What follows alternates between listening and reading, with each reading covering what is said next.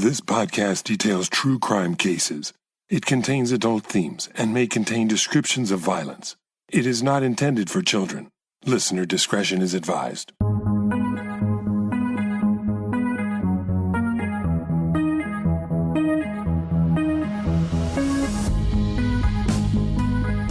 Thank you for joining me for today's episode of Once Upon a Crime. This month, I'll take a look at some cases in which a person who was clearly to blame for the tragic death of another, nevertheless was not held responsible. You may notice a common factor in each of these stories that may have helped the perpetrator walk free. But I'll leave that clue for you to discover. First up is a bizarre case of a brutal killing, a dismembered body, and even a confession by the guilty party that still somehow ends in an acquittal. But don't worry that I gave away the ending, because this story is so strange, it will still leave you scratching your head. But I swear it's all true. The wealthy son of a New York real estate family leaves town to avoid investigation in the decades-old disappearance of his wife. A year later, he will be the #1 suspect in the murder of an elderly man in Texas. This is the case of Robert Durst and the murder of Morris Black.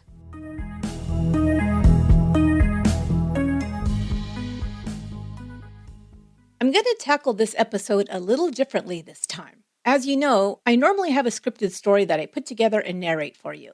This time, I'm still going to give you the whole story with all the details, but I'm going to do it a little bit more casually, more in a discussion style. I've done this every now and again, and it seems that listeners tend to enjoy it. So let's give this a shot this time again, and let me know what you think. I have so many details in this case, and I got so interested in all of the things that I uncovered that I didn't know before, that I really kind of went down a rabbit hole.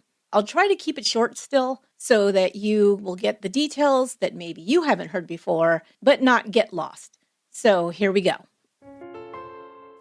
First of all, you may be familiar with the name Robert Durst. His name became known worldwide back in 2015 when an HBO documentary titled The Jinx was aired over 6 nights.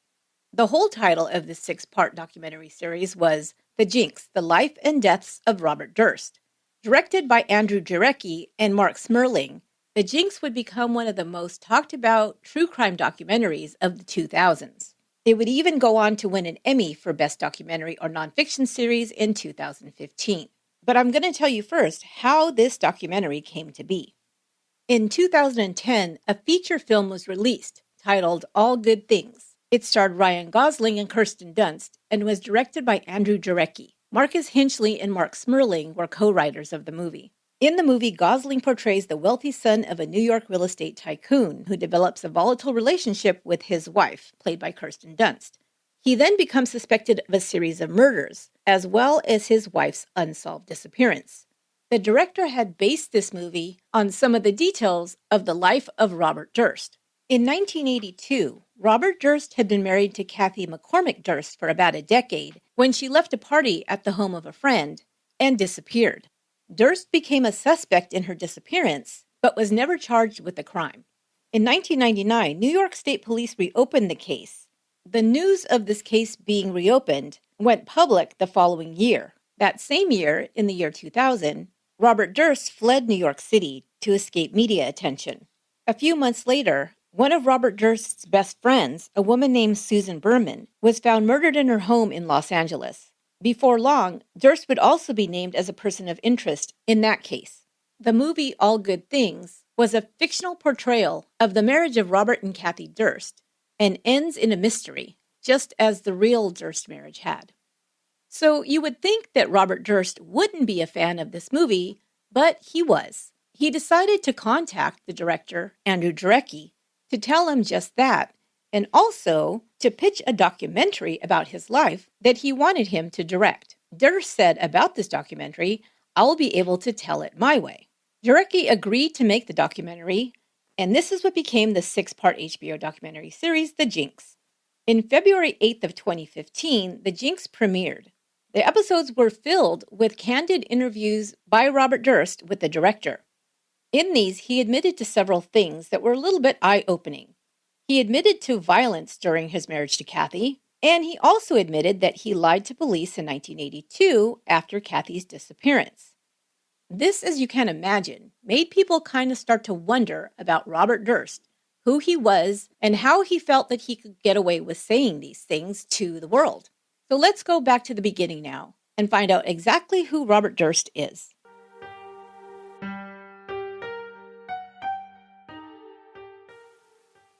Robert Allen Durst, who would be called Bob or Bobby by his friends and family, was born on April 12, 1943, in New York City. His parents were Seymour and Bernice Durst. Seymour Durst was a real estate investor. Robert Durst was the oldest of 4 children.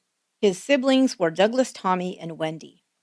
Durst's grandfather Joseph was a self-made man, arriving to the United States from Austria in 1902, virtually penniless, but becoming a financial success. Joseph Durst first worked as a tailor's apprentice and also sold children's clothes from a pushcart to make a living. He then opened a garment factory with a partner. In 1915, this partner bought him out, and Joseph used the proceeds from this to buy his first property in Manhattan. After that, he began investing in real estate throughout the city.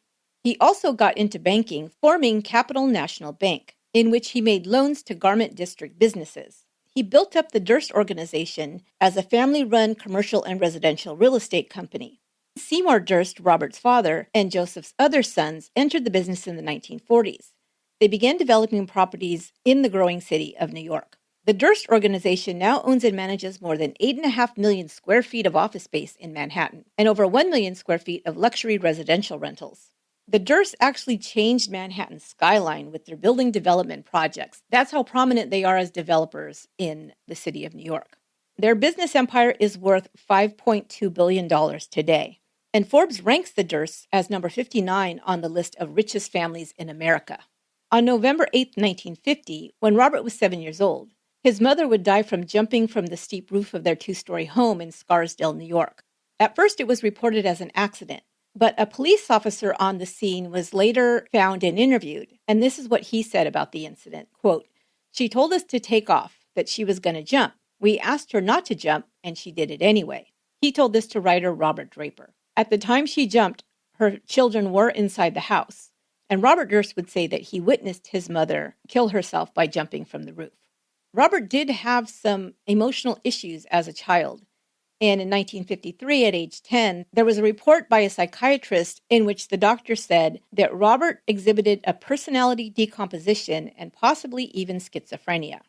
Family members also remember Robert having emotional issues. His cousin Nan Rothschild would say, "I just remember Bobby as a very difficult child. He was the only one who was really difficult when we had family gatherings." Robert would attend Scarsdale High School, a public high school in Scarsdale, New York. Later, classmates who were asked about Robert Durst would say they had no recall of him, even though they had spent 12 years together in the same class. In 1965, Durst attended Lehigh University. He received a bachelor's degree in economics from that school. He then traveled to Los Angeles, where he enrolled in the University of California at Los Angeles, but dropped out in 1969. However, he would later claim that he had received a master's in economics from this school. He began working as a real estate developer along with his family in the Durst organization in 1973. He, at that time, was given the responsibility for collecting rents from tenants. In 1971, Durst would meet Kathy McCormick. He was the building supervisor where she lived at the time. Kathy McCormick was born June 15, 1952. Her mother was Anne McCormick, and she had a brother Joseph and a sister Mary.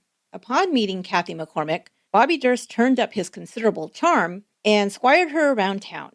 Kathy came from a working-class family, and Robert, as a millionaire, was able to shower her with the best of everything. She was soon swept off her feet. In 1973, Bobby Durst and Kathy were married.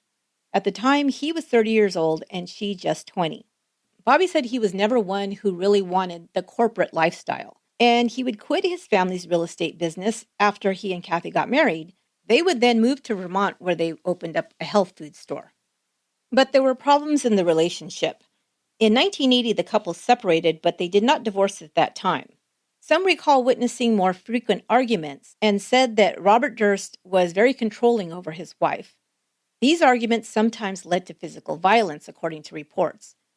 Kathy Durst had been seen at a hospital at least once with bruises she said had been inflicted by her husband. Her brother would report later that he saw his brother-in-law pull his sister Kathy up by her hair when she refused to leave a party with him. It was also rumored that Robert was the one who would not agree to a divorce when Kathy wanted out of the marriage. Kathy also became pregnant during the marriage, and it was reported that Durst had coerced her into getting an abortion, which she did not want. Things began to deteriorate in the marriage even further. Not long before her disappearance, several of Kathy's friends said she told them that if anything happened to her, quote, "Don't let Bobby get away with it." On January 31st, 1982, Kathy Durst attended a party at her friend's home. She got a call from Robert and left the party soon after. But here's where people began to get suspicious. Kathy was not heard from for several days. People had begun calling Robert to try to reach Kathy, but he was not answering his phone. Finally, 5 days later, Robert Durst reported his wife missing. According to Durst's report to police, they had gotten into an argument at their home in South Salem on that night of January 31st. He said he then drove Kathy to the Katona train station so that she could head back to Manhattan. Kathy was in medical school and was in her last year of studies to become a pediatrician. She was taking classes at the Albert Einstein College of Medicine in New York City and was staying during the week when she had classes at the Riverside Drive apartment. This is where Robert Durst said that Kathy was headed that night when she got on the train. He also said that they spoke on the phone shortly afterward, but that this was the last time he had heard from her.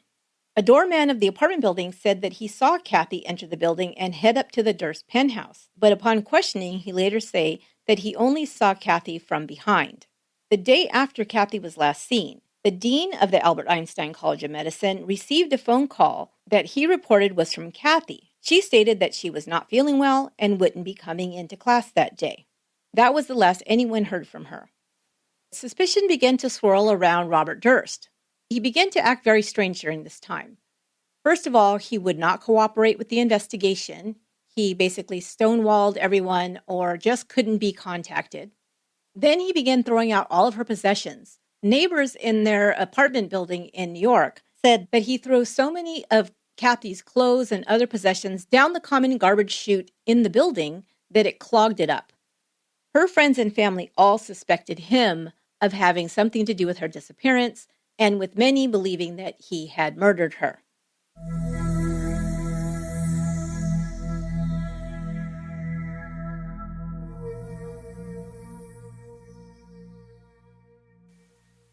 He spent the next several years living in different parts of the country, just moving around from place to place. During this time, when police and media were trying to contact Robert Durst, a woman named Susan Berman became his unofficial spokesperson regarding Kathy's disappearance, and any questions that were directed to him were answered by her. Susan Berman was Durst's longtime friend, and she was the only person that the media and even his family and friends were able to talk to during this time.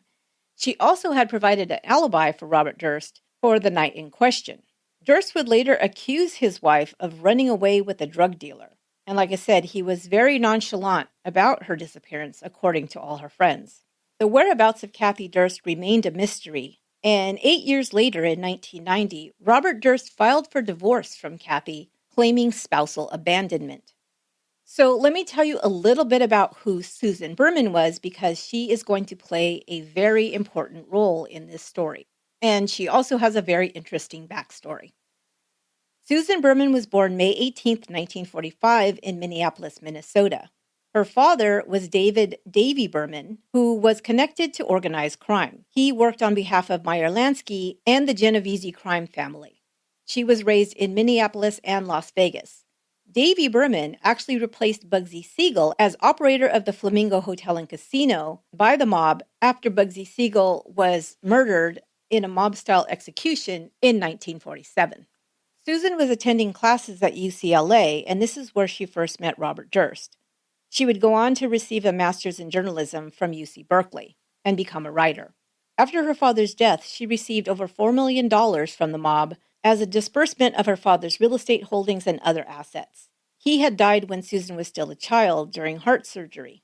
Her mother died by suicide the following year, but Susan always suspected that the death of both of her parents were hits by the mob. She worked as a journalist and an author, and wrote a memoir called Easy Street, where she told of her life as a mobster's daughter.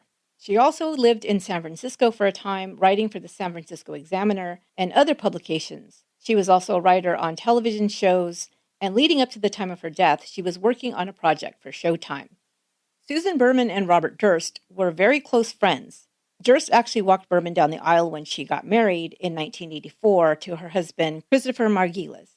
Her husband would die of a heroin overdose just 2 years later. She was a confidant of Robert Durst and was very loyal to him. There were rumors that she had helped him somehow with Kathy's disappearance. And one of the things that people pointed to was the alibi that she provided. She was the only person who provided an alibi for him that night. By the late 1980s, Robert Durst's family said that his behavior had become increasingly erratic. He was still collecting rent for the Durst organization, but now he was funneling that money over to a friend of his, a woman named Debbie Charitan. His brother Douglas found out about it and put a stop to it, and then tension between the brothers began to grow even more. By 1992, Douglas Durst was officially named the Durst Organization president, a title that should have belonged to Robert as the oldest son, but instead he was given the title of chairman. Robert Durst ended up leaving the organization, and after about 1994, he never returned to the office. He, as a matter of fact, did not even attend his own father's funeral a year later in 1995.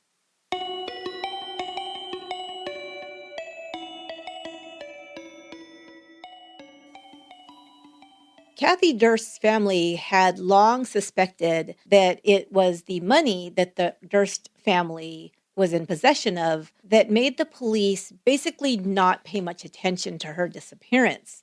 And her family was continuing to try to get the police to investigate her disappearance. Finally, in 1999, the New York State Police did reopen the case. It was still ruled as a missing persons case.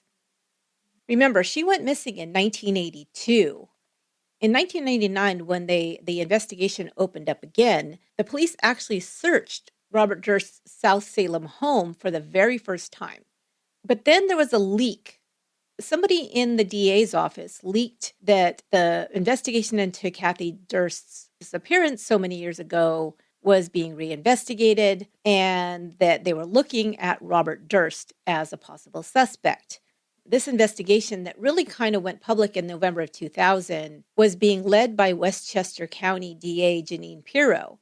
And the reason that this happened was it was based on a tip. I won't go into those details because we're not focusing on this case so much, but just kind of laying the background. But at the time, Pirro was doing press conferences and being quoted in newspapers.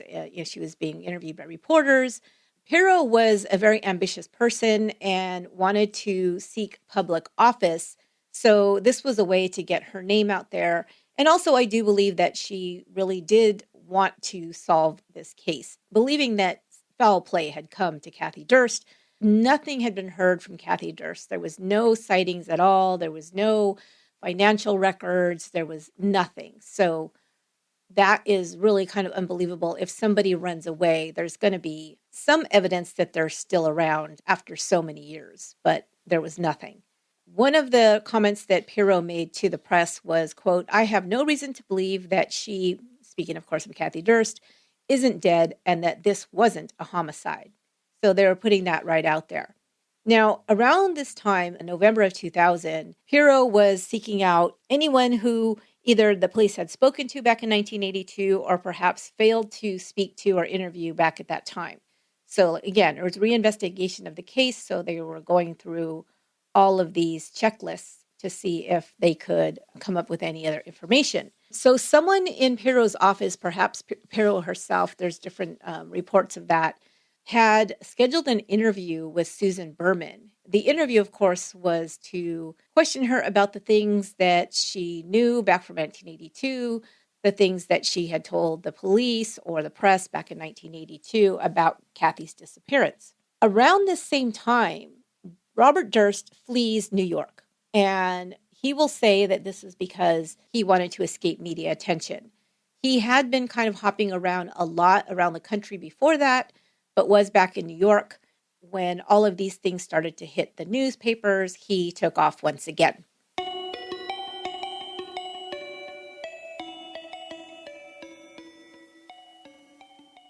The next event to take place in this story is in December of 2000, right around Christmas time.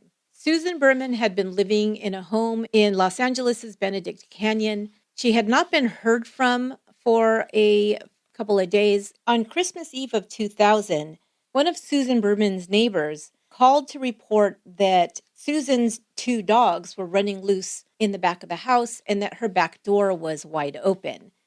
When it was checked out, Susan Berman was found dead on her living room floor, shot in the back of the head. She had been killed, according to the medical examiner, about a day earlier than she was found. This was just weeks after she'd been contacted by investigators to be questioned about Kathy's disappearance.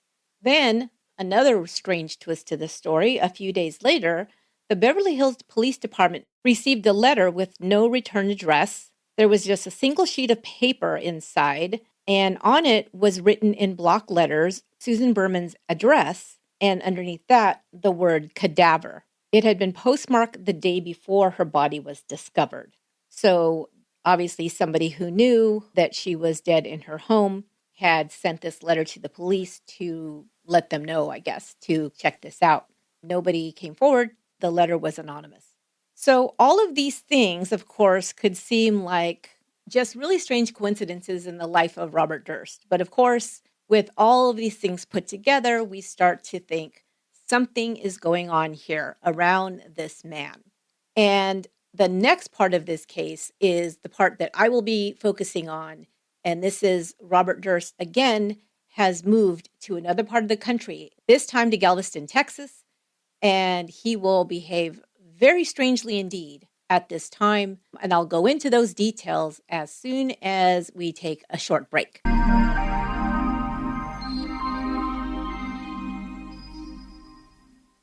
You guys might not know this, but independent podcasts are becoming harder and harder to find, especially true crime podcasts. We independent podcasters now have to compete with big podcast networks and very famous names. It seems that even celebrities, athletes, and actors want to become true crime podcasters. Who knew we were so cool? But competing with podcasts that have big marketing and promotion budgets can be difficult for us indie podcasters. What really helps us to get discovered by more people is having loyal listeners like you share our podcasts with others. I am so grateful for your support. Now, I'd like to lend my support to some independent podcasts that I think are produced and hosted by truly talented people who are creating phenomenal shows. So periodically, I will share one of these perhaps hidden gems with my listeners. This week, I want to take a moment to tell you about a longtime favorite true crime podcast of mine, True Crime Guys. Michael and Lauren have been making murder charming, their very clever catchphrase, since 2017. Here they are to tell you all about their show. I hope you'll give it a listen, and if you love it like I do, please share it with a friend. Thank you so much. Hello, I'm Lauren. And I'm Michael. And we're True Crime Guys. What are you doing? Oh, I thought we were doing that thing where we said the same thing at the same time. Since when do we talk over each other? Like every episode for the last 4.5 years. Fair enough. We also been known to add a little bit of levity and bring new perspectives on history's most infamous killers such as Gacy, Ramirez, BTK, and many others, as well as a healthy dose of lesser-known cases, all while being the oldest true crime podcast you've never heard of. Not sure that's a good thing. Debatable. I'm in Las Vegas. And I'm in North Carolina. That doesn't stop us from getting together every week to discuss our favorite topic, Moida. I also use my background as a musician to make an original intro song for almost every episode. Like this one, about Jodi Arias. Jodi, Jodi, bitch, you're the scariest. So if you like true crime, obviously you do if you're listening to this, and you don't mind a little bit of banter mixed in, give us a listen. Alibi's hilarious. Serial killers would not be idolized in the making of this podcast. Although many of them have physical and mental trauma in their backgrounds that explain some of their erratic behavior, they are, generally speaking, mostly narcissistic scumbags. We prefer to spend the majority of the time discussing how pathetic they are.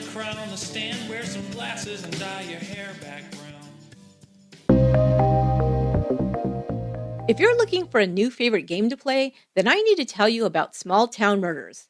With over 5 million players already, it's the interactive murder mystery game everyone is talking about. In Small Town Murders, you tag along with super sleuth Nora Mystery and Thornton Grove's Deputy Shanahan to interrogate suspects, follow up on leads, and catch a killer. You advance by completing match 3 puzzle games to unlock clues and evidence to help you solve each case. I've been playing Small Town Murders during all my free moments. With more than 3,000 levels and 2,000 clues and pieces of evidence to collect, I never get bored, and each level becomes more challenging. I love exploring each location for clues and being introduced to new characters with each new case. And you can play Small Town Murders for free. To become a detective today, all you have to do is download Small Town Murders free on the Apple App Store or Google Play. You'll love this interactive murder mystery game. That's Small Town Murders on the Apple App Store or Google Play.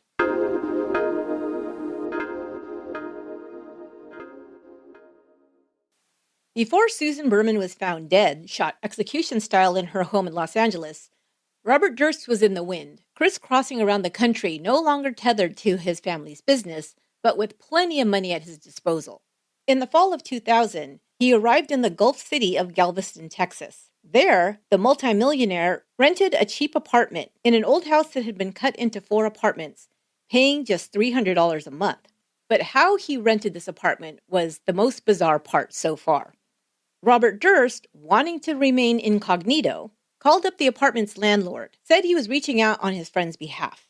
He said the woman was unable to hear or speak. He said the woman also did not know how to use sign language, but only communicated through writing notes. So he was calling to secure this apartment for her.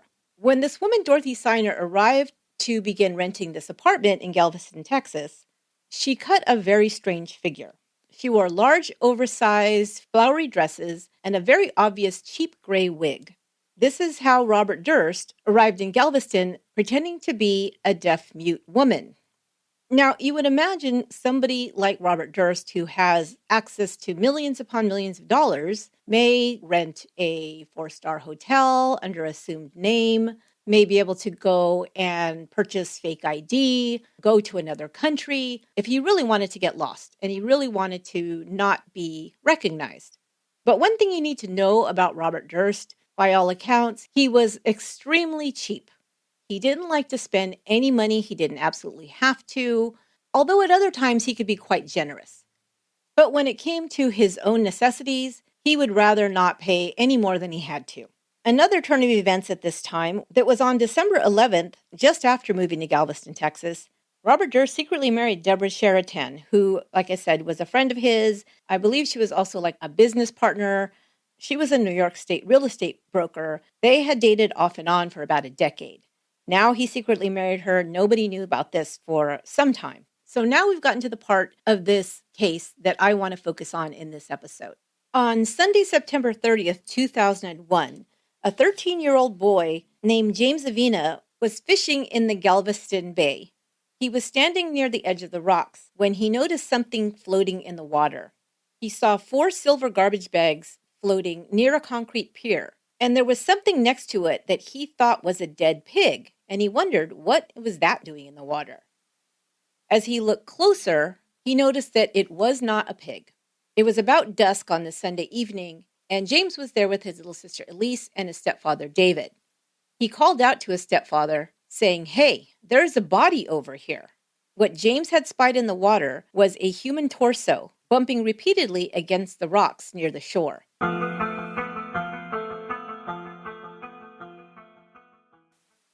The police were called, and the grisly discovery was reported.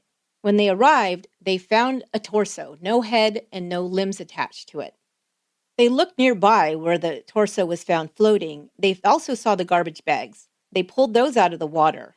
When they looked inside, they found that they contained human limbs and other evidence. The legs were found in separate garbage bags, and the arms of the body were found in another. Sergeant Cody Gonzalez, a Galveston police detective, was assigned as lead investigator of this case. He would later say that the body parts had been found because the killer had dumped them while the tide was coming in. And he said this about that, quote, "That's how we knew we probably weren't looking for someone local. Because a person who was local to the bay would know that if you dump something in the bay as the tide was coming in, it's just going to float to the shore." He also said that the person who dumped the body parts in the bay was not very smart because they put them in trash bags that would float. He said it would have been much smarter to just dump the body parts right into the water, or they would quickly be eaten by animals and just be made to disappear. Besides the body parts found inside the garbage bags, they also found a treasure trove of evidence. Found wrapped around one of the legs was a newspaper, and affixed to it was an address label that read 2213 Avenue K, which was a local address. Also found in the bags was a receipt from a hardware store for trash bags and a drop cloth, a price tag for a paring knife, and a package for a new bow saw that were both dated on September 28th, just 2 days before the body parts were found. What they didn't find among the bags was the head of the body. That was still missing.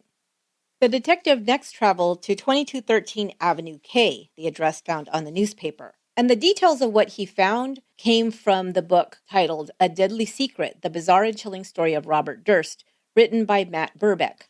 2213 Avenue K was a brown house which resembled a 2-story Cape Cod with a front porch and was located in the middle of a nondescript block. Cazales arrived with another officer and looked around the front of the house and then walked to the back. They peeked inside a trash can and found 2 trash bags that were similar to the ones that had been floating in the bay.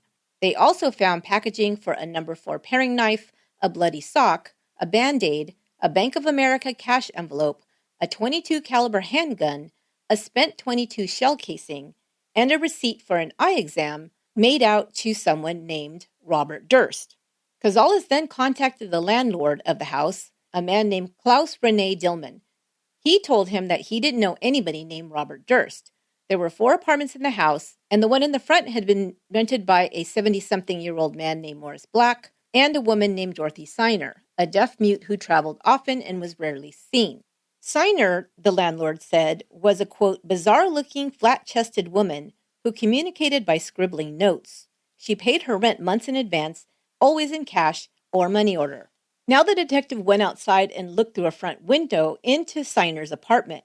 There he saw a drop cloth spread out on the floor. At that point, Cazales decided to obtain a warrant to search Morris Black's apartment, the older man who lived in apartment 1A. When they entered, the place was empty. Everything in the apartment was gone, including Black's clothes. The detective saw evidence that someone had mopped the kitchen floor in a hurry in an attempt to clean the apartment. The police brought in luminol and sprayed it throughout the apartment, finding a glowing, bloody trail that led from the kitchen sink, bathroom floor, sink, and shower to the carpet in the front room. They also found blood in the hallway separating Black's apartments from Dorothy Siner's. He obtained another search warrant, and the next day, on October 4th, he found Siner's place just as blood-soaked as the one across the hall. Inside, he found bloody boots, blood on the carpet, on the kitchen floor, and even on the kitchen walls.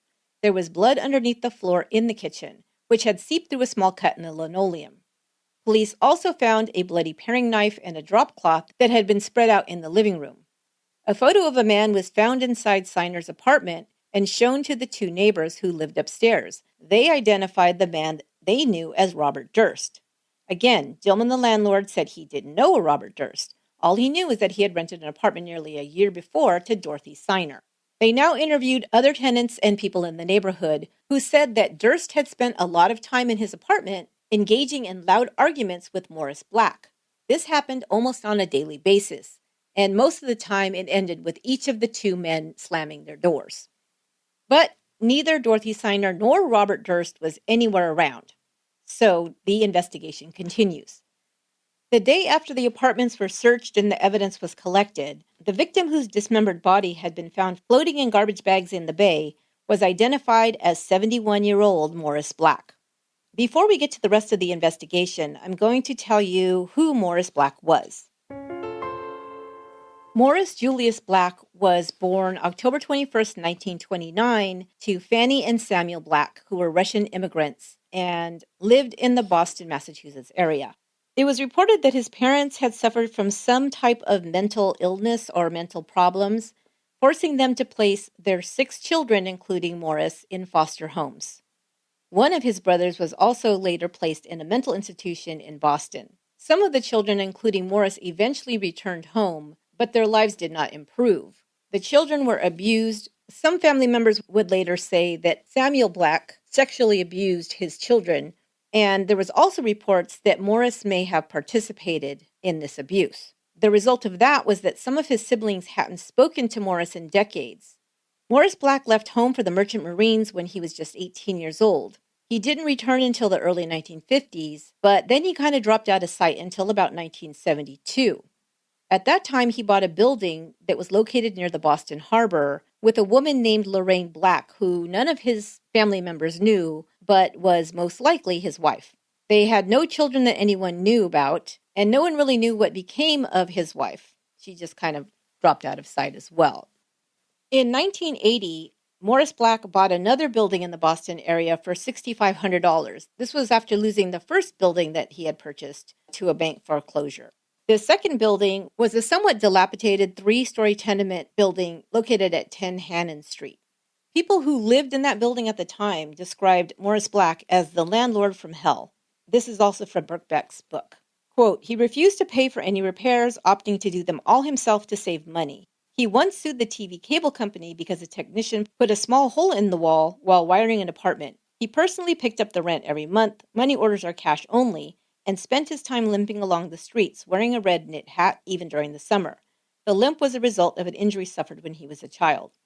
Morris had no phone, no car, and never any visitors, said his tenants. He was testy, mean, nasty, and difficult, and he was a man who would argue with anyone and everyone. He often expressed a profound hatred for women. He is almost always described as, quote, a grumpy old man, and sometimes worse than that. Morris Black arrived in Galveston, Texas in 1998, so not too long before Robert Durst. Here's some strange details, though. So here's this grumpy old man who everybody says is extremely cheap, angry at everybody for every little thing, is always yelling and complaining about something. And yet, when he was in Galveston, he was known to spend his time at a shelter that helped people in the Galveston area, the poor, people without homes, and the down and out. Morris Black also was described as walking around like a stooped little old man wearing a fishing hat. And this was something that was so distinctive to him that people began to, behind his back, of course, call him Gilligan. So like from Gilligan's Island, that kind of hat, if you guys remember that old show. He started hanging out and being known by the volunteers at an organization called the Jesse Tree. And they would call him that crazy old man with the fishing hat. In January of 2001, he started showing up there unannounced. And he kept badgering one of the volunteer coordinators that they needed to buy reading glasses or some kind of eyeglasses for the people who would come to get services at Jesse Tree. This was something that they just didn't have the money for, and this was explained to him, but he would just get angry, and then he'd stomp off. And then he'd come back the next day, and he'd start, again, badgering them to buy these people glasses. They needed these eyeglasses. And again, they tell him, that's great, but we can't really afford it. And he'd stomp off and get angry again. Finally, he decided he was going to buy them himself. He ordered the glasses himself and decided that he was going to give these away every Saturday morning in downtown Galveston, where the Jesse Tree served free breakfast and offered free medical services to folks in that area. Every Saturday, Morris Black would arrive with a shopping bag in each hand filled with dozens of pairs of glasses he had bought in bulk.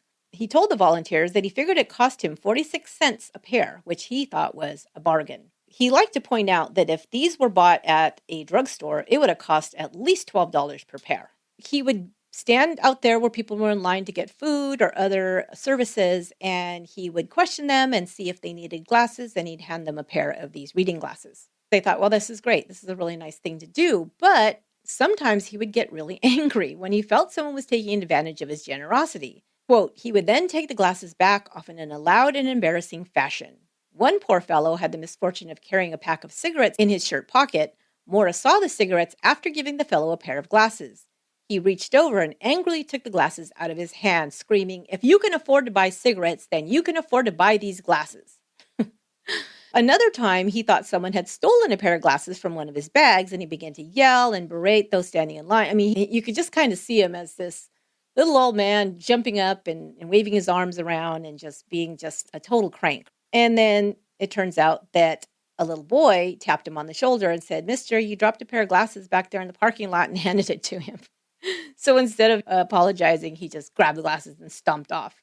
The other thing he would say is that if you were lazy, he wasn't going to give you any glasses. And the volunteer coordinator would ask him, well, how do you know they're lazy? He said, believe me, I know. I know these people. I can tell who's lazy. He was quite a character. He also grated on people's nerves because he was just kind of a pill. Like I said, Morris Black lives across the hall from Dorothy Signer, who now we know is Robert Durst. Okay, so let's go back to the investigation here. They basically find a bloodbath in these apartments.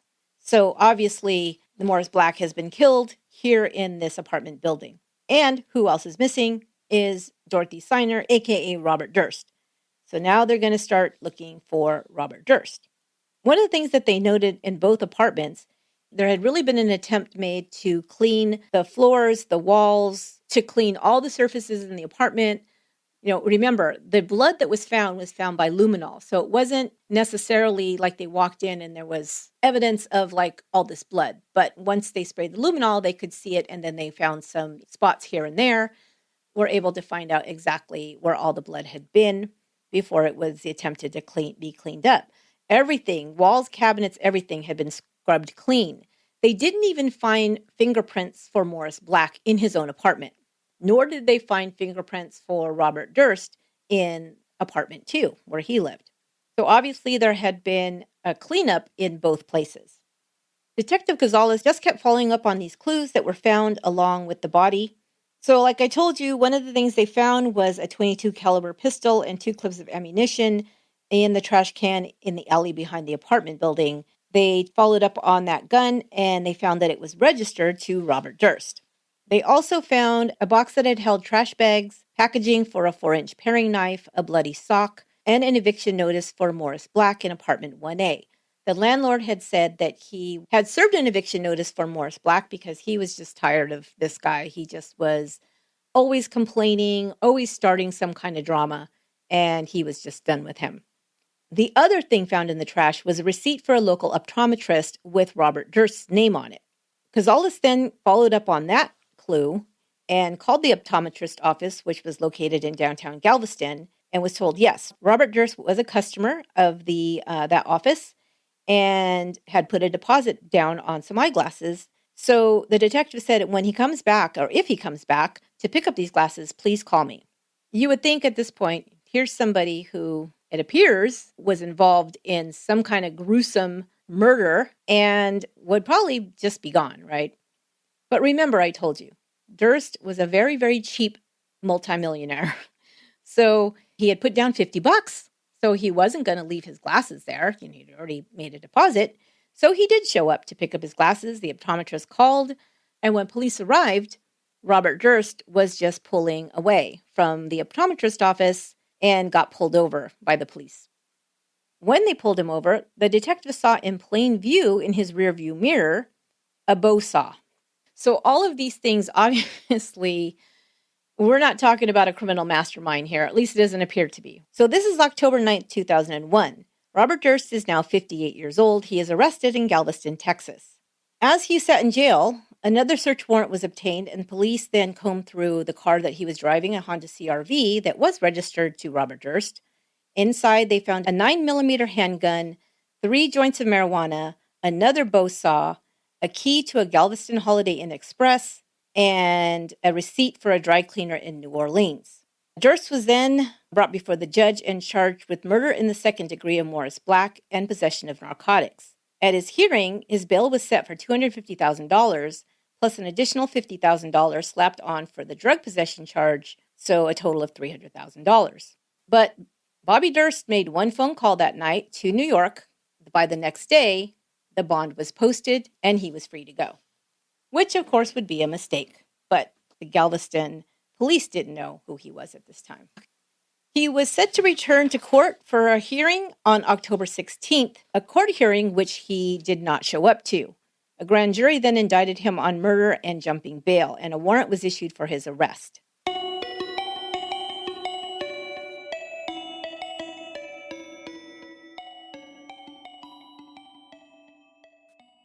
Robert Durst had jumped bail after he was arrested for the murder of Morris Black. After that time, he rented a car at a Rent-A-Wreck, which is a rental car agency that literally does that, rents these cars that are in less stellar condition, but they can be rented cheaply. Again, multimillionaire, wants a cheap car instead of going and renting a nice Cadillac or something. He rented the Rent-A-Wreck in Mobile, Alabama on October 17th, using Morris Black's name but paying in cash. He then drove east to Baltimore, then up to Atlantic City, New Jersey, before finally stopping in Bethlehem, Pennsylvania. Now, he knew the Lehigh Valley here in Pennsylvania because this is where he had gone to college at Lehigh University back in the day. Where we next pick up the story here with Robert Durst is another strange scene when police are called to a Wegmans supermarket on a shoplifting call. And again, this is from Matt Birkbeck's book, A Deadly Secret. A security camera hanging on a ceiling inside the Wegmans supermarket was pointed at the strange little bald man who had taken a Band-Aid from a box and placed it over his upper lip. The man looked over his shoulder, then down the aisle. Again, they're watching him on cameras here, of course. Convinced that no one was watching, he took a few more Band-Aids, slipped them into his coat pocket, and moved on.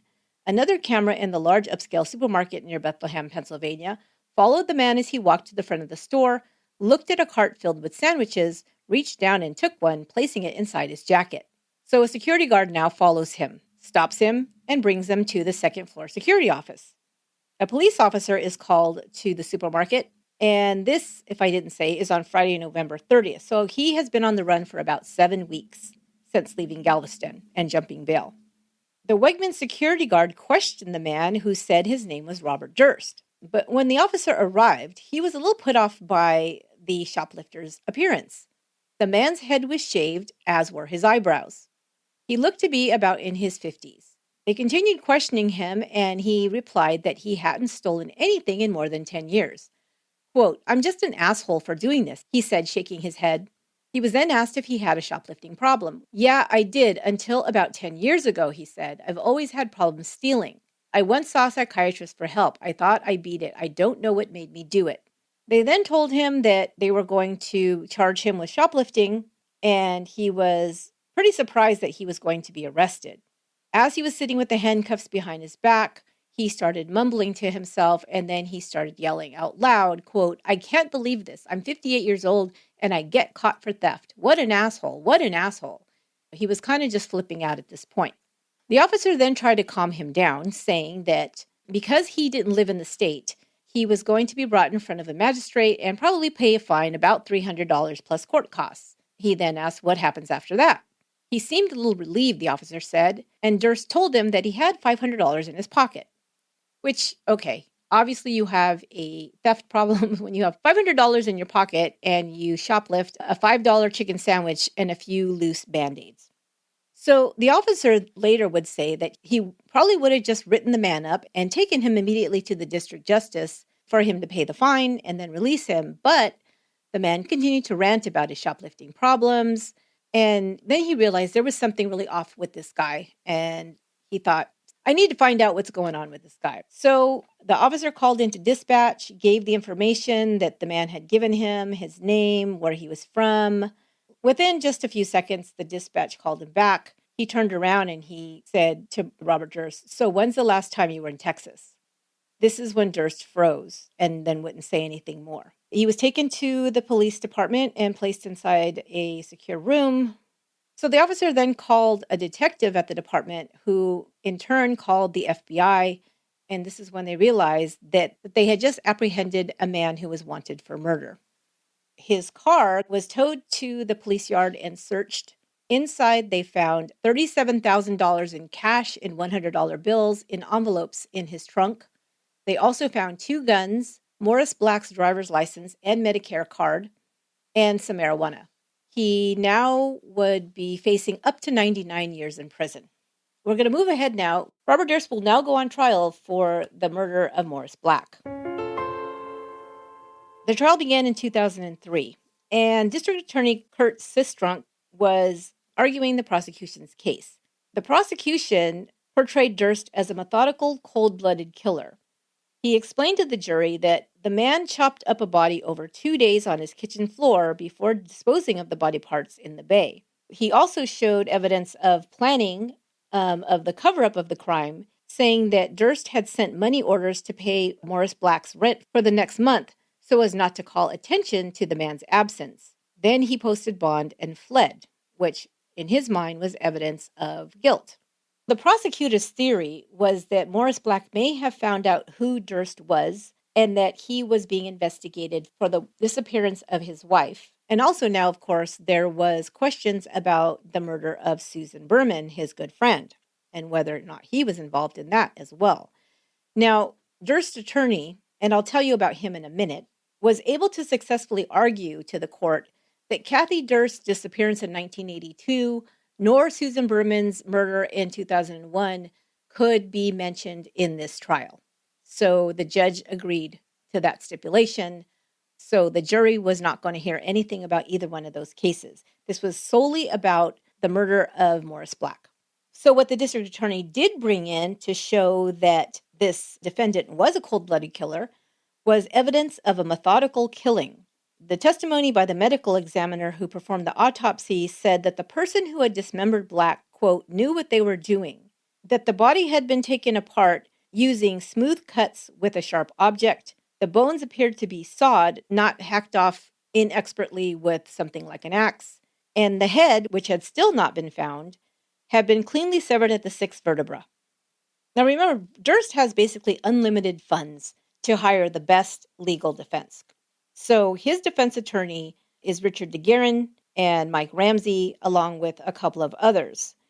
Now, DeGuerin was a well-known criminal defense attorney, had defended David Koresh and also Thomas DeLay in the Enron scandal, among other high-profile cases. So this is a top defense attorney here that he has paid for. As a matter of fact, it would turn out that even before the trial began, Durst had already paid his defense attorney, DeGuerin, $1.8 million to defend him. The prosecution basically believed that this was a slam dunk case. There was tons of evidence, blood evidence, lots of identifying things that tied the dismembered body back to Robert Durst. So they didn't think that they were going to have much of a difficult time of it. But that was not going to be the case. The defense, for their part, what they did, first of all, was to come into court and say that Robert Durst admitted to killing and dismembering Morris Black. But they were going to prove that it was in self-defense. DeGuerin, in his opening statement, said, quote, Morris Black died as a result of a life-and-death violent struggle over a gun that Black had threatened Bob Durst with. As they struggled, the gun went off and shot Morris Black in the face. So he's going to say it was an accidental shooting born out of a struggle where Robert Durst was fighting for his own life. They were also going to bring in a psychological defense to explain why then, if this was just an accidental shooting, did he feel the need to dismember the body and dispose of it in such a gruesome way? They would say that Durst became traumatized and was, quote, thrown into a state similar to an out-of-body experience caused by a previously undiagnosed psychological disorder. So this is how they explained it. Quote, his friend is dead, lying on the floor in a $300 apartment rented by a billionaire in Galveston, Texas, who is dressed as a woman. How much stranger does it get than that? And who will believe him? They brought in details of Robert Durst's life to make him sympathetic to the jury. They said that his mother killed herself in front of her children. This was something that Robert Durst had witnessed at the young age of 7 or 8 years old. They also tried to portray him sympathetic as this loyal son who was trying to do his duty to his family, but never wanted to be part of corporate America, didn't care about money. He wanted to live a simple life in Vermont as a health food store owner, but he came back to be an obedient son when his family called him back to New York to work in the family business, trying to make him look like this good guy. The defense also claimed that Durst's, quote, bizarre and strange behavior was a symptom of Asperger syndrome. They said that they would prove that he, quote, suffered from Asperger's. This is the defense's claim. Quote, it means he is susceptible to a kind of panic state. That trauma in of itself brings on a panic state in that kind of personality. It's the kind of personality that runs from trouble rather than trying to solve problems, end quote. Now, although they said they were going to prove that he suffered from this and that this was the result of it, that he panicked and did this horrible thing by cutting up the body and trying to hide it, they nevertheless did not call a doctor or expert into the trial to prove that he had anything like Asperger's or was on the spectrum. The biggest part of this trial was a surprise to most people who were following this case. And that was that Durst himself got on the stand to tell his own side of the story. He was on the stand for several days. And this was his story about what took place in late September of 2001. He said, on that evening, he returned home to find Morris Black sitting in his apartment. He had not been invited in, but Durst had given him a key for emergency purposes. He said that when he entered the apartment, Black was sitting in the chair and he looked angry. But Durst really didn't explain why he was angry. He just said he was angry. Durst said he feared that Black had found the gun that he kept hidden in his oven. Durst said when he questioned Black about the gun, Black stood up and pointed the gun at him. Durst claimed he then grabbed for the barrel, and together they both ended up tripping and falling to the ground. As they fell, according to Durst, the gun went off. But he would say in his testimony that he does not remember touching the trigger. He does not think he ever touched the trigger. It just went off. After he heard the gun go off, Durst said, quote, I pushed myself up on my left hand and saw blood on the side of Morris's nose. Now, this is important because this is something that the jury will later say, that because he had the specific detail about that the blood was on his nose, that they felt like it was too detailed to be a lie. Then Durst said, Morris is laying on the ground. He sees blood pooling around his head. He freaks out. He claims then to have run to two separate neighbors' homes, one, I think, in the apartment building and one next door, bangs on the door to yell for help, for somebody to call 911, but alas, no one was home. So nobody answered the door or, he got no help. So he returned to the apartment, and in this fog, he starts cleaning up the blood that's around Morris Black's head. When he's asked to explain why he didn't call police and just claim self-defense, if that was what happened, he said that his friend Morris was shot in the face with his gun and in his apartment. And he reminded the jury that he had rented this apartment under an alias and disguised as a woman. When the police came to respond to this emergency, they would discover who he was. And who he was a wealthy man that media attention, this is his words, media attention had been dredged up again after many, many years about the disappearance of his wife, Kathy, back in the 1980s. And they would discover who he was, that he had rented an apartment under an alias and disguised as a woman. The police wouldn't believe him. He would be booked. Now the defense is going to bring in the kind of pressure he was under, why he had fled New York City. So now they're going to bring in the whole thing about his missing wife, even though this was something that they fought to keep out of the trial. But they were going to bring it in now to use for their own purpose. So what they did was they said, here's this poor guy, was in love with his wife. She goes missing in the 1980s. And it was implied that she ran off. And now, years later, in the late 1990s, the Westchester County DA, Jeanine Pirro, was so politically motivated to make a name for herself in order to run for a higher office that she now was going after Robert Durst and falsely accusing him of killing his wife, his long ago disappeared wife. They brought in the interviews that she did on television and all the headlines that were in the New York newspapers at that time. Durst said that he consulted with an attorney for the Durst organization and asked him, what does all this mean? What can I do? I'm getting all this pressure from this DA. And the attorney had told him that with no evidence that Jeanine Pirro, the DA, can have you indicted and thrown in jail with $1 million bond placed on you. And that's when he got scared and left New York.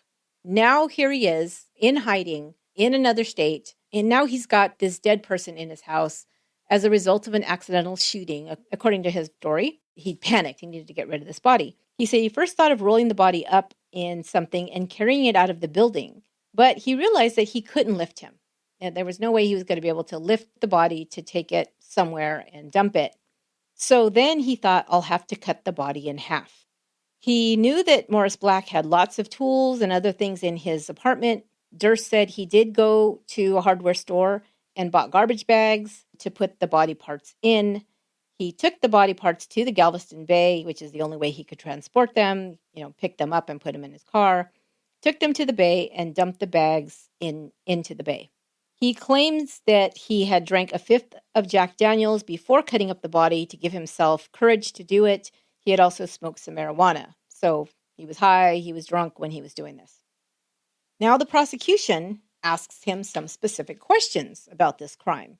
The prosecutor asks, "You were drunk when you were cutting him up?" Durst then answers, "I hope so, yes, sir."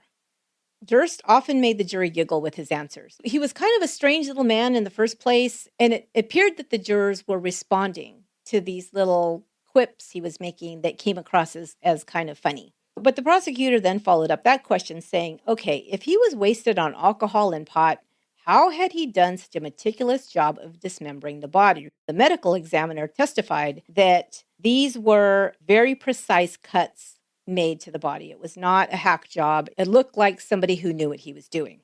There is some pretty graphic details about how the body was dismembered, which I will not go into.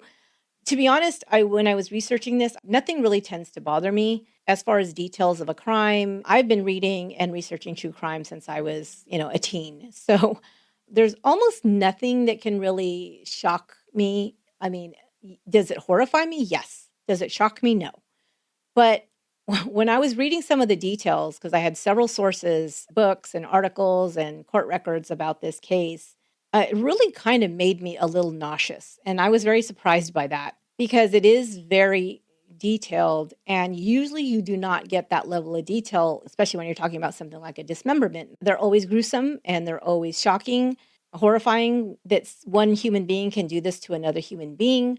But the actual act itself, I can kind of dissociate myself from when I'm reading about this one because it was so precise. The way that it was methodical and how it was done was a bit nauseating, I will admit. So that's why I'm not going to go into detail here because it was brought into the trial and it was something that the prosecution was trying to show that this was done deliberately. So this was the question he asked. How had he done such a meticulous job of dismembering this body? Which he doesn't really have an answer for. Something else that the medical examiner testified to for the prosecution was other injuries found on Morris Black's body. Marks on both sides of Morris Black's torso, also marks, bruising to his shoulders, the middle of his back, his arms, and the top of his shoulders, and this would have come from multiple blows, according to the medical examiner. He said these bruises were fresh and dark purple and were consistent with Black having been beaten around the head and neck while he was still alive, and not consistent with just falling once after he had been shot. Durst's answer to this was that these injuries had to have been as a result of when they scuffled over the gun. But like he said, it was a second. Basically, he said he grabbed for it, they tripped. He didn't talk about a prolonged fight over the gun when he first testified. Here were some other questions that the prosecution brought in. Durst had given a detailed description of how the gun had gone off, precisely how they had fallen, how he had grabbed the gun. It was very detailed. But when he was asked by the prosecutor about the details of the dismemberment, he answered that he could not remember. So that, he pointed out, was an inconsistency, that he had memory or he didn't have memory of what had happened. Also, the prosecution pointed out that no witnesses said that Black was prone with fits of rage. They said he was cranky, he liked to yell, he liked to complain, but nobody said that he had attacked anybody or anything like that. Basically, the reports were that he was just a, quote, cranky old man. Durst tried to portray Morris Black as his very good friend, his best friend, in fact, that he had in Galveston, and they spent all kinds of time together, and they did all these things together, but the defense did not provide any witnesses, and the prosecutor could not find any witnesses who said they had seen Durst and Black palling around at all. Just those arguments that they had in the apartment building, but not being together or being friends. Durst was portrayed by his defense attorneys as a disengaged loner all his life.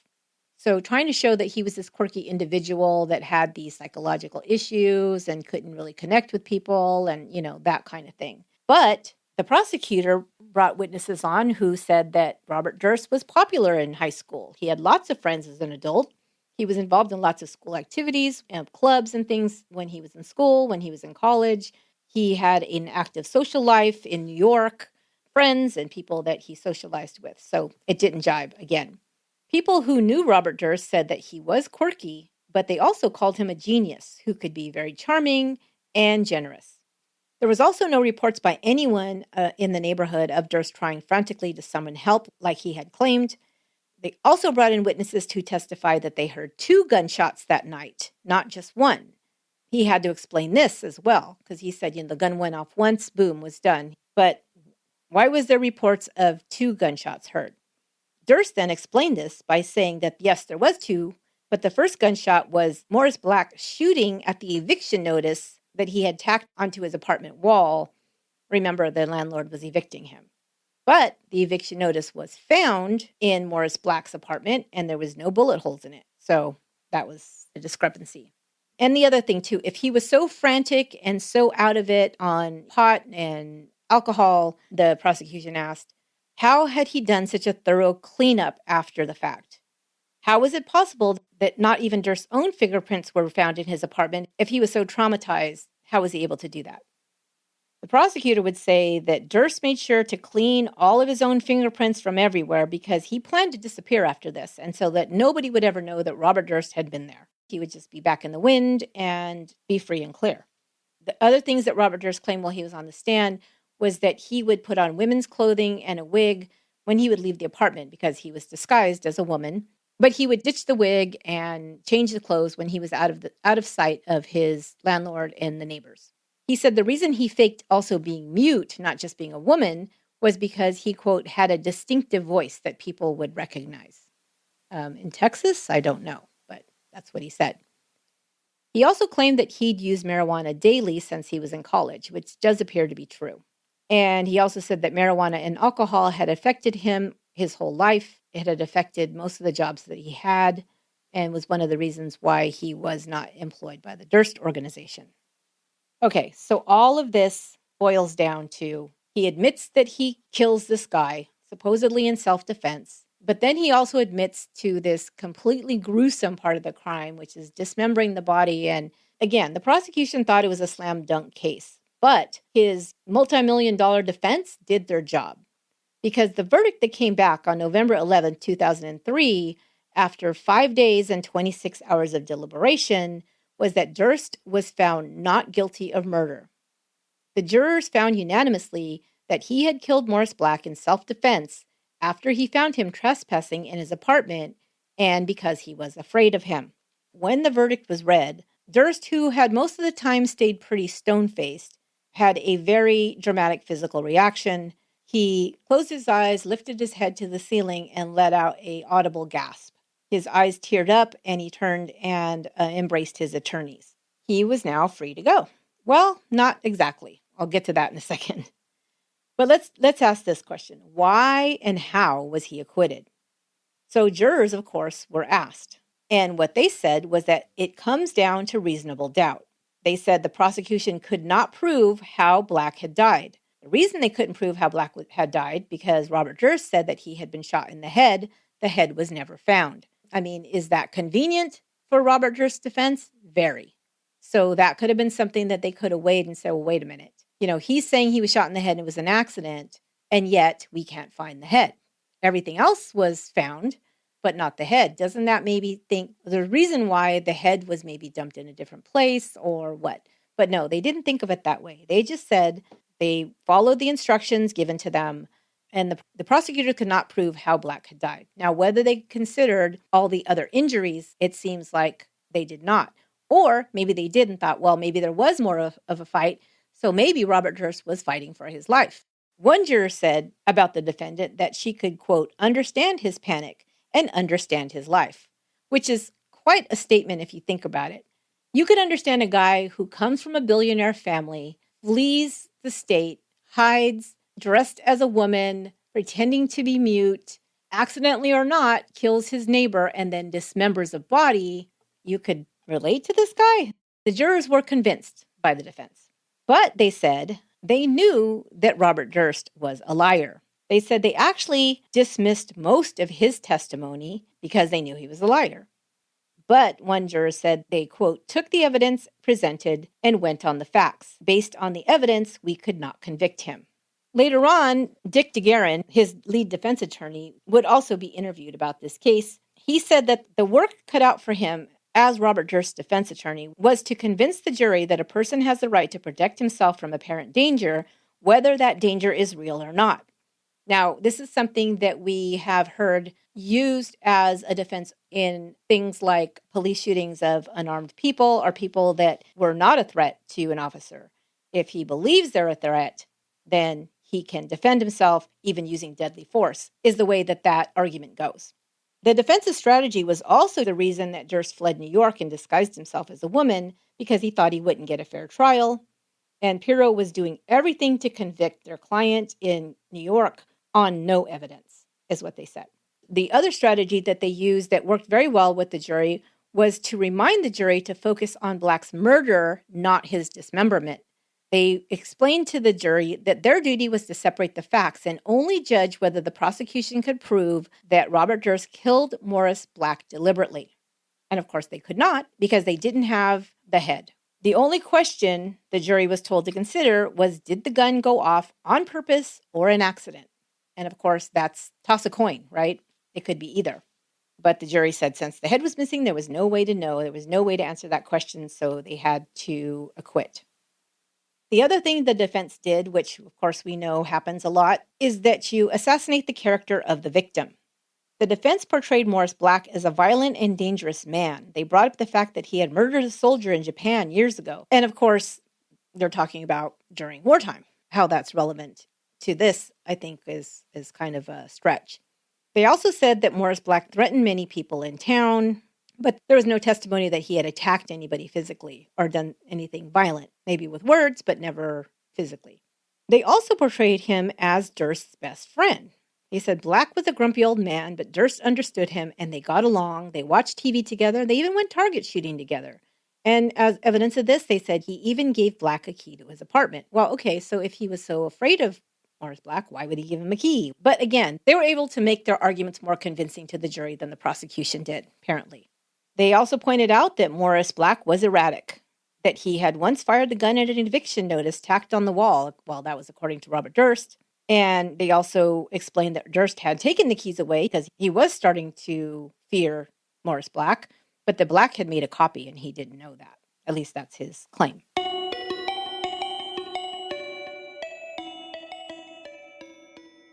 Robert Durst definitely got away with murder. Now, whether deliberate or not, this is where later on more information comes out. But of course, he's already acquitted, so, no double jeopardy.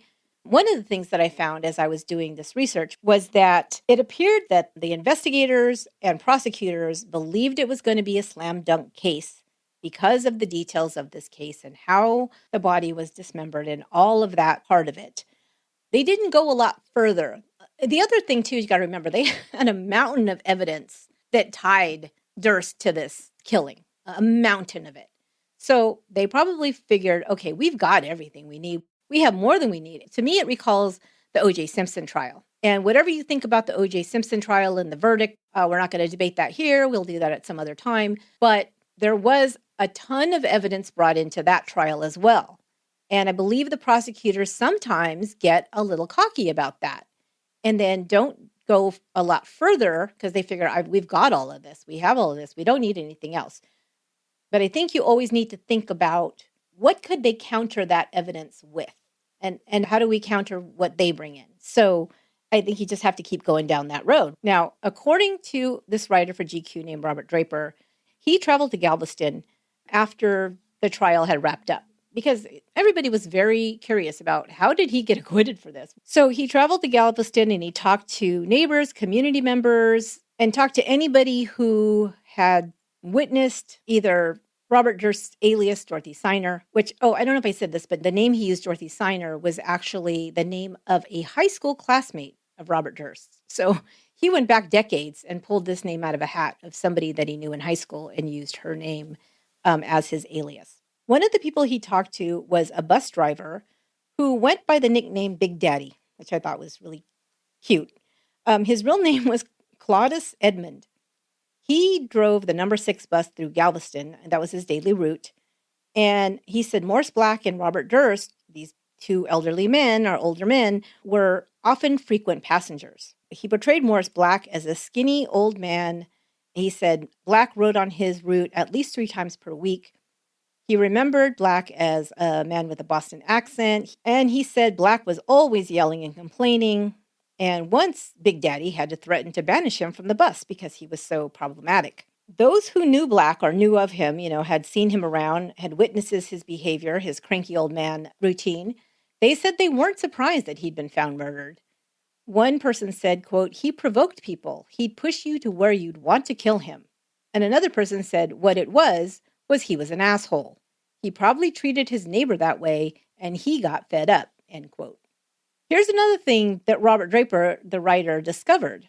That Morris Black, this man who walked around looking like, he was in threadbare clothes, he had no money, he's living in this cheap apartment, there's almost nothing in it, that Black left behind an estate worth almost $140,000.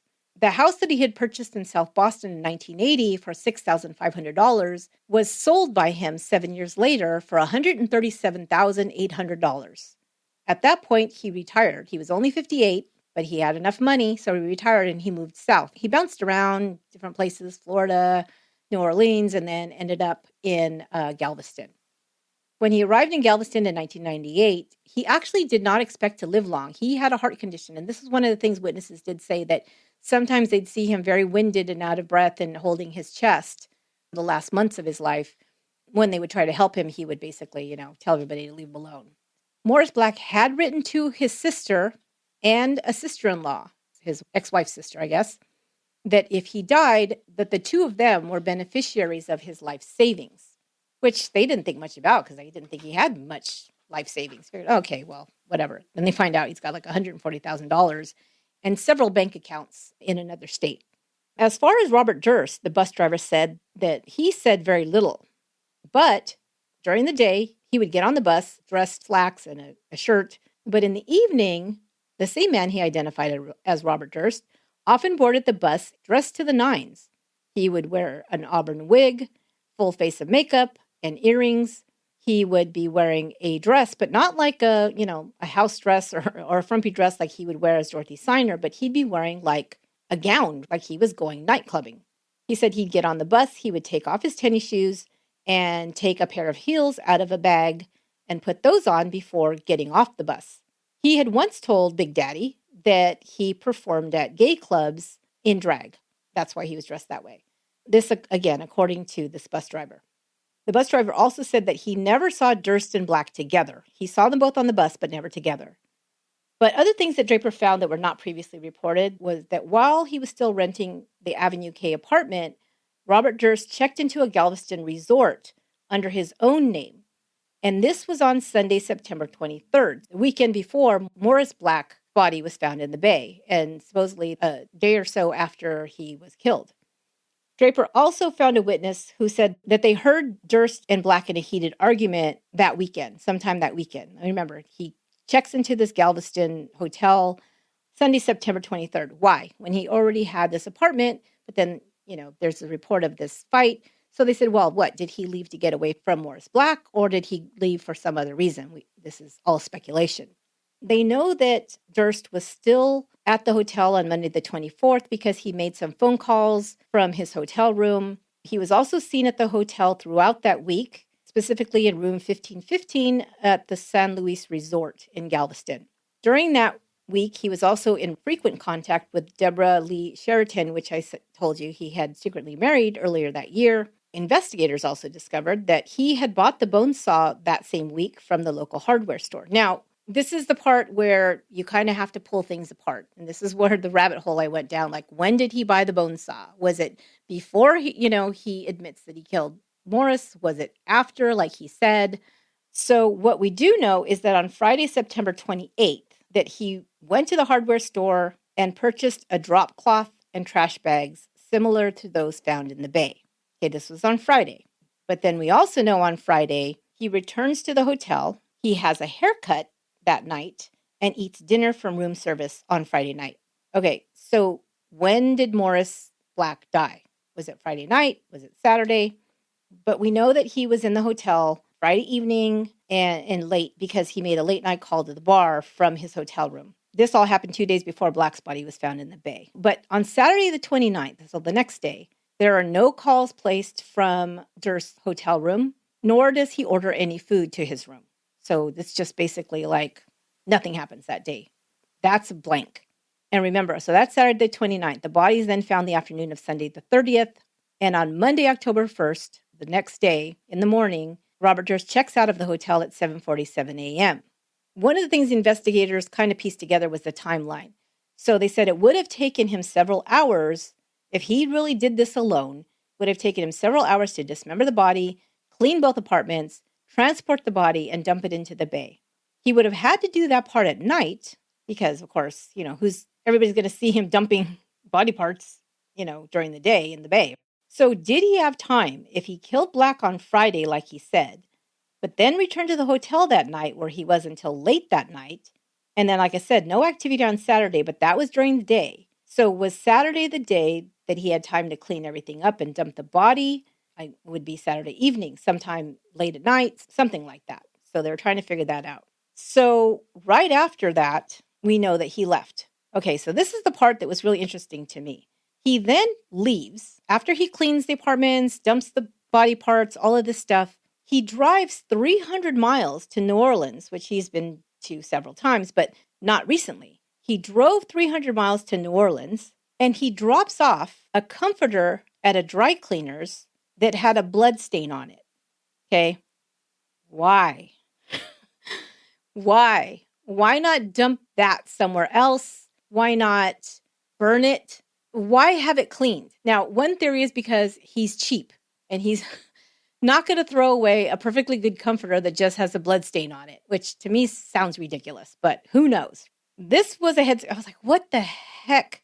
Because then he drives back to Galveston and checks into the Galveston Holiday Inn Express under the name Jim Terse, which was another name he pulled out of a hat.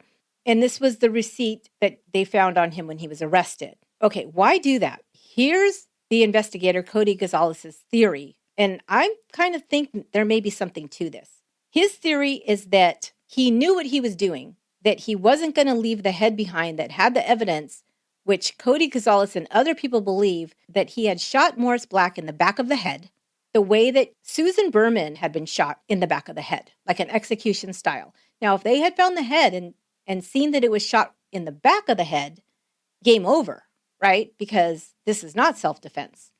So he didn't put the head in the bay with the other body parts. Maybe this was last minute. He wraps it in the comforter, which causes the blood stain. He drives 300 miles to New Orleans. Somewhere along the way, he drops the head in the bayou that's filled with alligators. So, head gone, right? Never to be found. Now, why you wouldn't do that with the other body parts, I don't know. But anyway, he's a little off, I'm telling you. So there's something there. The whole head in the bayou, I don't know. It makes sense to me. We're at the end here. So after he's acquitted for Morris Black's murder, Robert Durst still had to answer for jumping bond, evidence tampering, transporting a gun across state lines. To this, he pled guilty. He served 5.5 months in jail on the gun charge. He was sentenced to parole afterwards, which he later violated and then served more time in jail.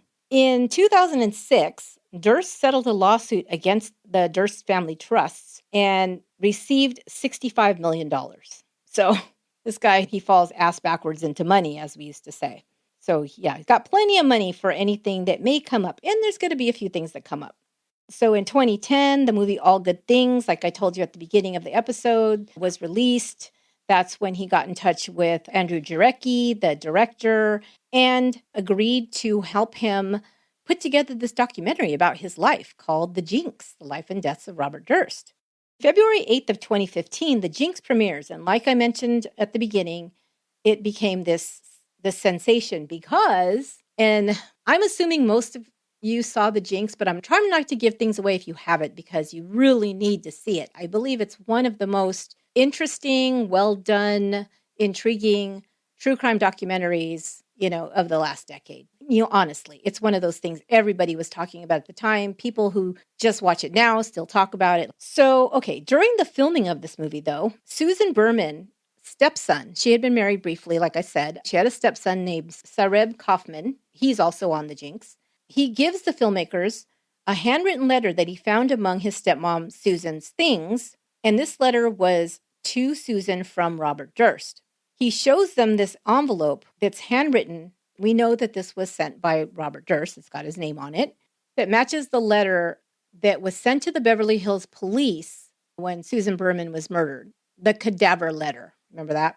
And the reason it matched because it was spelled out in block letterings, and also it was addressed to an address in Beverly Hills, and Beverly was misspelled the same way twice on both of them. Okay, this is something that the directors of the Jinx brought in and questioned Robert Durst about in the documentary. So I won't give the rest away in case you haven't watched it. If you have, you know how this all unfolded. But I'll just go ahead and say this. This film that Robert Durst sought out to have made about his life, to tell his side of the story, was the thing that resulted in the Los Angeles Police Department reopening the investigation into Susan Berman's murder, which is what today, actually right now when I'm recording, is August 5th, 2021. Today, Robert Durst was to be put on the stand in the trial of the murder of Susan Berman that he is having to answer for. So, comes full circle. So let's go back to how he gets to trial, and this is just the very last wrap-up of this. March 14th, 2015, Durst is arrested in New Orleans. He is picked up that night right before the final episode of The Jinx airs, because they believe as soon as that airs and he sees what they got on film, which again, I won't tell you because I don't want to spoil it, that he's going to run. So, and remember, he's got 65 million smackaroonies, so he can go wherever he wants. He can go to the moon if he wants to. So they pick him up that night, and he is charged with the murder of Susan Berman. Again, when he is arrested with a ton of incriminating evidence. A gun, more than $400,000 now in cash, a fake ID, and a latex mask. This was in March 14th, 2015. In 2016, he's now extradited back to California, where a judge says that there is enough evidence to try him for Susan Berman's murder. He does get bail again, but this is crazy. The bail is set at $1 billion. I feel like Dr. Evil. $1 billion. So he ain't going nowhere. So he's been in jail since this time, since 2016. Robert Durst is now 78 years old as he is standing trial for this murder in Los Angeles. He has been estranged from his family for about 25 years. When he disappeared and what all this was going on, they don't really talk about him. They didn't bring him up or give comments to the press at that time. His brother Douglas did say that he feared for his life after Robert was acquitted in Black's murder. Robert Durst was seen trespassing on the family's properties in 2012 and 2013. He was actually brought into court for that in 2014, but found not guilty. But his brother Douglas had agreed now to testify at Durst's trial in the murder of Susan Berman. And his brother Tom was also cooperating with investigators. His brother Douglas says, quote, "Bob has always been a burden to the family." It's really sad, but you can't blame him for saying this. Kathy Durst is still missing, and her disappearance remains unsolved. Durst continues to deny any involvement in her disappearance. So bringing up to today, this was as of 6 hours ago when I'm recording this. He was expected to be put on the stand today. Now it looks like it has been postponed. His testimony, anyway, has been postponed until Monday. Actually, you'll be listening to this episode the day that he is on the stand, if that does happen. So this is from CNN. The sensational murder trial of millionaire Robert Durst was abruptly adjourned on Thursday as Judge Mark Wyndham sent jurors home for a long weekend. Court is set to resume Monday at 11 a.m. Pacific time with continued cross-examination of memory expert Dr. Elizabeth Loftus. Durst himself could take the stand to testify on his own behalf as early as Monday afternoon. The judge told jurors he did not expect the trial, which has been in session since May, would continue much longer, as he has admonished them to avoid any media coverage and refrain from discussing the proceedings. So the reason why this has been delayed so much, because the trial was set to begin on March 2nd, 2020, but because COVID delayed the proceedings, it finally resumed just May of this year, May 2020. This is exciting for me because I never get to do like breaking news on Once Upon a Crime for obvious reasons. It's like Once Upon a Crime, but this was Once Upon a Crime, but now it's been brought up to today because the trial is finally being held on the Susan Berman murder, which, like I said, makes that a little bit exciting to bring you some breaking news. This is what you need to know about this trial. Durst has long denied killing Berman, and his lawyer has said that he panicked and ran after finding her body. Guess who his lawyer is? He's smart again. He got Dick DeGuerin a second time, the guy that got him off on the Morris Black murder. So DeGuerin has said that Durst panicked and ran after finding her body. So now he's saying that he was there, but he did not kill her. He found her body and he panicked and he ran. So here's another one of these defenses. I panicked. He has pleaded not guilty. So now they can say that he did write the letter because, he wrote the letter because he wanted somebody to find the body of his very good friend, I would imagine. But he didn't want to be implicated in it. So this is the way he did it. Dude, use a typewriter, disguise your handwriting, learn to spell, something, right? Also, lastly, Durst, like I said, is 78 years old today. He has been in very poor health for a while, or at least has claimed to be. He does definitely have some health issues. How debilitating it is and how weak and frail he is could be a matter for, something they bring into court to make him seem more sympathetic, or perhaps it's true. Kind of the same thing that he did with the mental health claims in the first trial, right? To bring in sympathy. It says, anyway, Durst's health has deteriorated since then, and he looks and sounds frail in court. At 78, he is thin, bent over, and in a wheelchair, and speaks in a whispery voice. Durst has bladder cancer and has undergone multiple surgeries, including the insertion of a shunt in his head to relieve the pressure on his brain. That's something that they showed, kind of way back when the trial was first supposed to start. So he's been living with this for a while. Again, he's expected to testify in his own defense, which CNN article says, testifying in one's own defense is uncommon for murder defendants, but the tactic worked for Durst in a previous murder. Yes, it did. And then they talk about the Morris Black murder, which you just heard all about.